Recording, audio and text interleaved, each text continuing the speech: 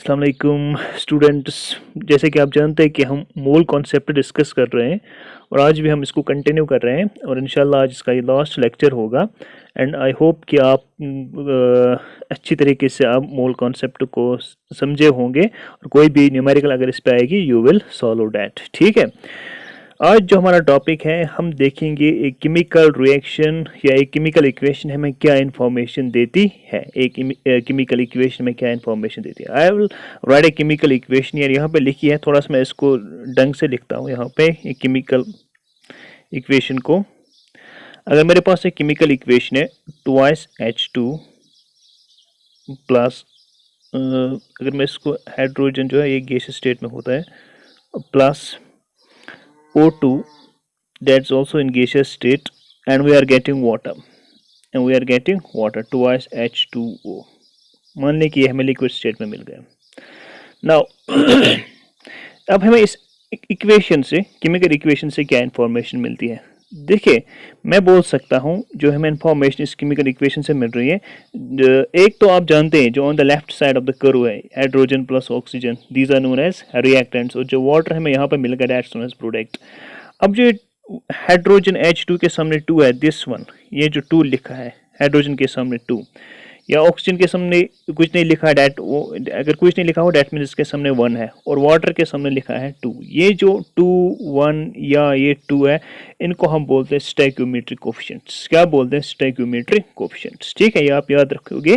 These 2 और यहाँ पे जो 1 लिखा है, यहाँ पे 2 है, उनको हम बोलते हैं stoichiometric coefficient. This 2, this 1 and this 2, इनको हम बोलते हैं स्टोइकियोमेट्रिक कोफिशिएंट्स। ठीक है, नाउ अब ये हमें क्या इन्फॉर्मेशन देते हैं? ये जो हमें इन्फॉर्मेशन देते हैं इसका मतलब है कि 2 molecules of hydrogen, 2 molecules of hydrogen react with 1 molecule of oxygen. ये जो 1 है इसका मतलब है 1 molecule of oxygen, and it gives us 2 molecules of water, 2 molecules of water. ये हमें फर्स्ट इंफॉर्मेशन मिली इस रिएक्शन से, यानी कि 2 मॉलिक्यूल्स ऑफ हाइड्रोजन कंबाइन होते हैं विद 1 मॉलिक्यूल ऑफ ऑक्सीजन, और ये हमें देते हैं 2 molecules of water. And also मैं कह सकता हूँ इन टर्म्स ऑफ मोल्स कि 2 moles of hydrogen, 2 moles of hydrogen, they react with 1 mole of oxygen, 1 mole of oxygen, and they give us 2 moles of water, 2 moles of water। in terms of moles भी हमें ये information देते हैं,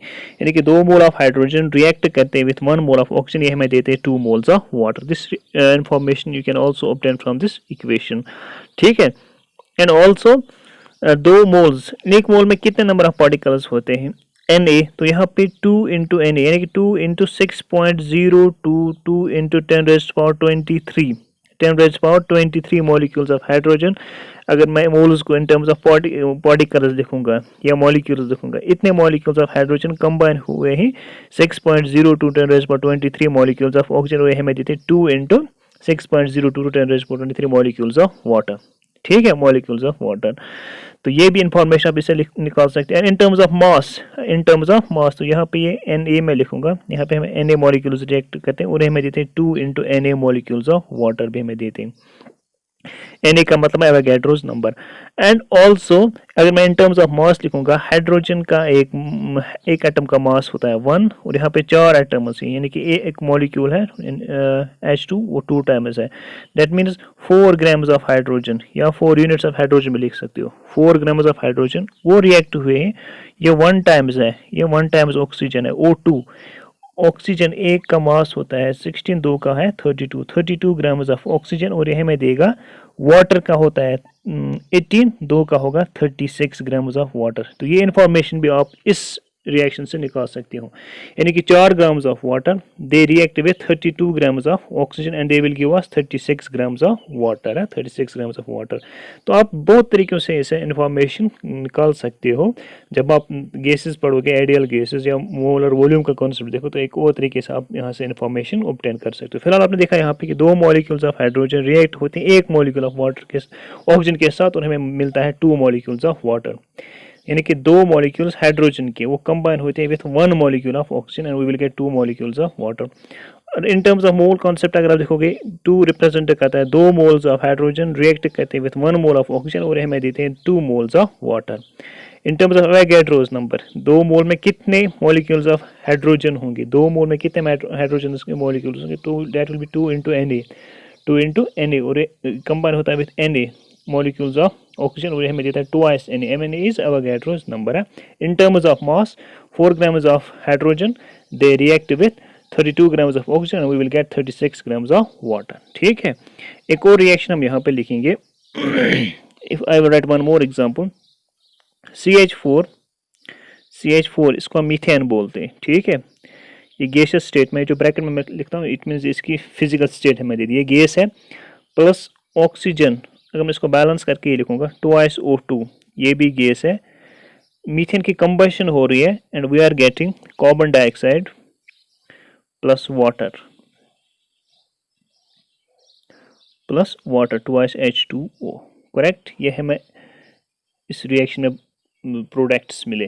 जब हम methane की combustion करते हैं यानी इसकी रिएक्शन ऑक्सीजन के साथ करते हैं तो हमें कार्बन डाइऑक्साइड और वाटर मिलता है. अब क्या इंफॉर्मेशन यहाँ पे मिलती है, यू कैन राइट नाउ, खुद बोल सकते हैं इसमें क्या इंफॉर्मेशन मिलती है.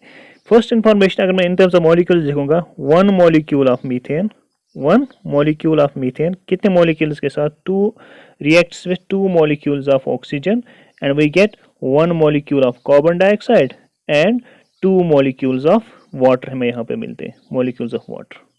इन टर्म्स ऑफ मॉलिक्यूल्स, एक मॉलिक्यूल ऑफ मीथेन कंबाइन हो रहा है 2 मॉलिक्यूल्स ऑफ ऑक्सीजन के साथ, रिएक्ट कर रहा है 2 मॉलिक्यूल्स ऑफ ऑक्सीजन के साथ and we get 1 molecule of carbon dioxide and 2 molecules of water. यहाँ पे कुछ नहीं समझ, दैट मींस ये 1 है यहाँ पे, this is 1 molecule of carbon dioxide. ठीक है, इन टर्म्स ऑफ मोल्स तो 1 मोल ऑफ मीथेन वो रिएक्ट करता है 2 मोल्स ऑफ ऑक्सीजन के साथ and we get 1 mole of carbon dioxide and 2 moles of water. तो इन टर्म्स ऑफ मोल्स आपने ये इंफॉर्मेशन वहाँ पे एक्सट्रैक्ट की या ऑब्टेन की कि 1 मोल ऑफ मीथेन जो है वो रिएक्ट करता है 2 मोल्स ऑफ ऑक्सीजन के साथ, we get 1 mole of carbon dioxide, 2 moles of water. 1 mole में कितने मॉलिक्यूल्स ऑफ मीथेन होंगे, 6.02 to 10⁻23 मॉलिक्यूल्स ऑफ मीथेन अगर होंगे तो वो करेंगे 2 into 6.02 to 10⁻23 molecules of oxygen के साथ रिएक्ट, तो हमें यहाँ पे फिर 1 Na और यहाँ पे 2 Na मॉलिक्यूल्स ऑफ वाटर मिलेंगे. इन टर्म्स ऑफ मास अगर हम बात करेंगे, मीथेन में कार्बन और हाइड्रोजन है, कार्बन का मास है 12 और हाइड्रोजन 4 का 4, 12 + 4 16 ग्राम्स ऑफ मीथेन वो रिएक्ट कर रहे हैं विथ 64 ग्राम्स ऑफ ऑक्सीजन, क्योंकि एक ऑक्सीजन मॉलिक्यूल का मास है 32, यहाँ पे 2 ऑक्सीजन मॉलिक्यूल्स हैं तो ये 64 बन जाएगा. We get 44 grams of carbon dioxide. एक बार फिर O2 का मास है 32 + 12 कार्बन का, तो हमें 44 ग्राम्स मिलेगा और वाटर का 36. एक वाटर मॉलिक्यूल का मास होता है 18, 2 का होगा 36. तो 16 ग्राम्स जब मीथेन होंगे तो इनको 64 ग्राम्स ऑफ ऑक्सीजन कंबस्ट करेंगे या रिएक्ट करेंगे with 64 grams of oxygen, we will get 44 grams of carbon dioxide and 36 grams of water. तो ये इंफॉर्मेशन भी आप इस रिएक्शन से निकाल सकते हो. ठीक है, तो जो ये कोफिशिएंट्स होते हैं, कोफिशिएंट्स 1 कार्बन के सामने 1 है, इसके सामने 2 है, इसके सामने 1 है, इसके सामने 2 है, तो इनको हम बोलते हैं स्टोइकोमेट्रिक कोफिशिएंट्स. जो स्टोइकोमेट्रिक कोफिशिएंट्स से हम ये इंफॉर्मेशन निकाल सकते हैं. ठीक, now we will take some numericals. Numerical है, if 1 mole of carbon reacts, if 1 mole of carbon atom weighs 12 grams, 1 mole of carbon atom weighs 12 grams, what is the mass in grams of 1 atom of carbon? हमारे पास 1 mole of carbon atoms है, उनका मास जो है 12 grams है. कितना है, 12 grams. 1 mole में कितने कार्बन एटम्स होंगे, 6.02 to 10⁻23. और हमें बोला जा रहा है कि एक कार्बन एटम का मास कितना है, एक कार्बन एटम का 1 मोल का मास इतना है 12 ग्राम्स, तो हमें बोला जा रहा है कि एक कार्बन एटम का मास कितना है. तो हमें जो इन्फॉर्मेशन दी गई है इसका जो सोल्यूशन है मैं ऐसे लिखूंगा, 1 मोल ऑफ कार्बन एटम्स का मास कितना दिया गया है, 1 mole of carbon atoms that is equal to 12 grams. ठीक है, 12 ग्राम्स. नाउ आप जानते हैं कि 1 मोल ऑफ कार्बन एटम्स में कितने कार्बन एटम्स होते हैं, that means that implies that is 1 mole में कितने कार्बन एटम्स होते हैं, 6.022 into 10 raised power 23 in 10 raised power 23 10 raised power 23 atoms of carbon इसमें होंगे, एटम्स ऑफ कार्बन। तो उनका मास कितना है? 12 ग्राम है। क्वेश्चन यही बोल रहा है ना कि 1 मोल ऑफ कार्बन एटम्स का वेट जो है, मास जो है 12 ग्राम है। तो मैं पता है कि 1 मोल ऑफ कार्बन एटम्स का मतलब 6.02 10 raised power 23 atoms of carbon है, तो उनका वेट भी होगा 12 ग्राम मास। तो हमें बोला जा रहा है कि 1 atom of carbon, therefore weight of 1 या mass of 1 atom of carbon, mass of 1 atom of carbon तो कितना होगा? जरा बोलिए, mass of 1 atom of carbon कितना होगा? 12 ग्राम कितने एटम्स का मास है? 6.02 10 raised power 23। तो ए का कितना होगा? Simply 12 divided by 6.022 into 10 raised power 23, 10 raised power 23 ग्राम वो आएगा। 12 को आप डिवाइड करोगे बाय एवोगैड्रोस नंबर से तो आपको एक एटम का मास निकलेगा। तो वो ऑलमोस्ट निकलेगा, अगर मैं 6 2s आर या इसको मैं एक्यूरेट डिवाइड करूंगा तो ये 1.99 आएगा ऑलमोस्ट है, अप्रॉक्सीमेटली 1.99 इंटू 10 रेस्ट पावर ये -20, ये 23 नीचे है, ये ऊपर चलेगा, ये -23 बनेगा, -23 ग्राम्स। तो ये है मास ऑफ 1 कार्बन एटम, एक कार्बन एटम का मास 1.99 10 रेस्ट पावर -23 ग्राम्स है। क्वेश्चन में हमें पूछा गया था कि एक कार्बन एटम का मास कितना है।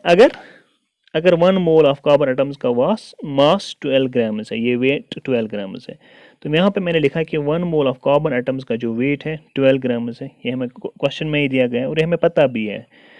दैट मीन्स 1 मोल में कितने कार्बन एटम्स होते हैं? 1 मोल में मैंने आपको हमेशा बोला है कि अगर इन टर्म्स ऑफ नंबर होगा तो 1 मोल में होगा 6.02 टू 10 रेज़ पावर 23। यहाँ पे मैं क्वेश्चन में एटम्स पूछा गया तो इसमें इतने एटम्स होंगे, तो उनका मास भी होगा 12 ग्राम्स, उनका मास भी होगा 12 ग्राम्स। ठीक है, therefore mass of 1 atom of carbon, तो 12 को आप डिवाइड करोगे एवोगैड्रोस नंबर से तो आपको एक कार्बन एटम का मास निकलेगा, that is 1.99 10 rays power -23 grams. ठीक है, तो ये सिंपल क्वेश्चन था, सिंपली आपको मास को डिवाइड बाय करना था एवोगैड्रोस नंबर से तो आपको एक एटम का मास मिलेगा। दूसरा क्वेश्चन है which has more number of atoms, 100 grams of sodium और 100 ग्राम्स ऑफ आयरन। तो यहाँ पे हमें दिया गया है कि जो सोडियम का मास है 23 यूनिट्स है, आयरन का मास है 56 यूनिट्स। हमें 100 ग्राम्स ऑफ सोडियम भी दिए गए, 100 ग्राम्स ऑफ आयरन दिए गए, वेट बराबर है, मास जो है दोनों का बराबर है, सोडियम और आयरन का भी, 100 ग्राम्स इसका भी 100 ग्राम्स इसका भी है, दोनों का। अब हमें बोला जा रहा है किस में ज़्यादा एटम्स ही, सोडियम के 100 ग्राम्स में या आयरन के 100 ग्राम्स में, तो किस में ज़्यादा atoms he.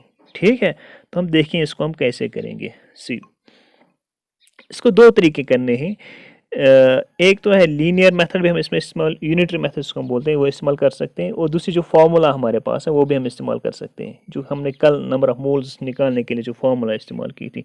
Number of moles जो होते हैं कैसे हम कैलकुलेट करते हैं, अगर हम दो फार्मूलाज यूज़ करेंगे, नंबर ऑफ मोल्स जो है वो हम कैसे कैलकुलेट करते हैं, that is equal to given mass by molar mass m/m। एक तो ये भी हम यूज़ करते हैं, दूसरी जो है वो हम यूज़ करते हैं given number of species, number of particles divide by Avogadro's number. तो ऐसे भी हम इसको कैलकुलेट कर सकते हैं, ऐसे भी हम कैलकुलेट कर सकते हैं।